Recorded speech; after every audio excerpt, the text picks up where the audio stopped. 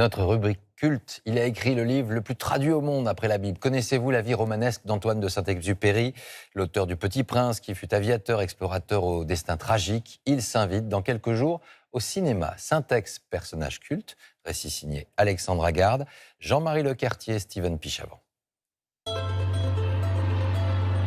Louis Garrel incarne un Saint-Exupéry à la fois rêveur et casse-cou. Fais chevaucher les courants d'air chaud. S'il volait comme le condor. Un nouveau biopic au cinéma. 80 ans après sa mort, Saint-Ex est indémodable.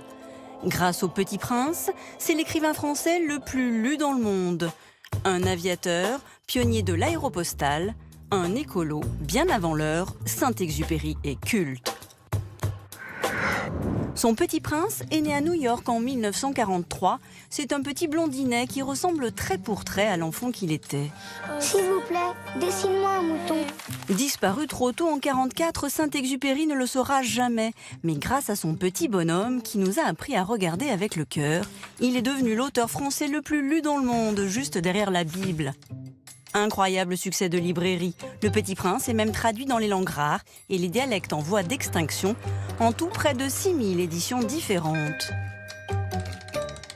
En Ainu du Japon, en Singlish, dialecte de Singapour, en Norvège, le langage de Star Wars, en Morse, en hiéroglyphe. Un succès qui tient peut-être à la personnalité de son auteur. Saint-Exupéry a toujours su conserver son âme d'enfant, son côté rêveur et fantasque, capable de partager son quotidien avec des animaux sauvages.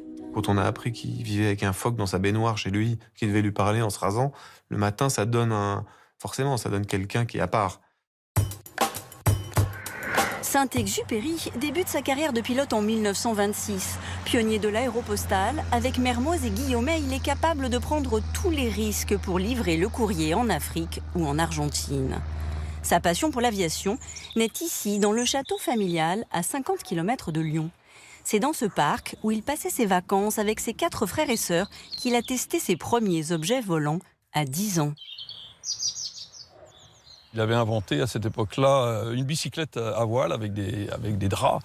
Et donc ils ont essayé de décoller avec son frère François. L'aventure s'est mal terminée avec des voiles déchirées et des contusions. Loin d'être découragé, à 12 ans, il prend son petit vélo et escalade les grilles de la propriété pour rejoindre en cachette l'aérodrome voisin. Il interroge un de ses pilotes en disant « Est-ce que vous pouvez m'emmener, monsieur, pour faire un vol ?» Le pilote lui demande et tu es sûr que tes parents sont d'accord, mon petit, pour que tu fasses ça? Oui, ma mère est tout à fait d'accord, pas de problème. Voilà. Et c'est comme ça qu'il a pris son baptême de l'air à l'âge de 12 ans. Une passion qui ne le quittera jamais.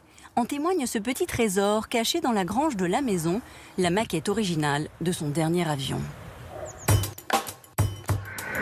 Pour Saint-Exupéry, la nature est primordiale, aussi importante que l'homme, et presque tous ses ouvrages en témoignent. Dès les années 30, il s'inquiète du sort de la planète.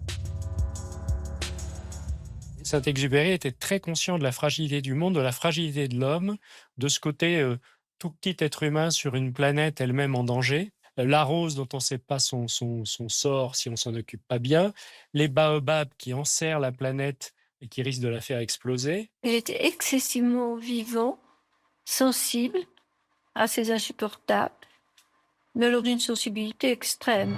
Un aviateur écrivain qui avait des visions prémonitoires et des angoisses réelles concernant le monde d'aujourd'hui.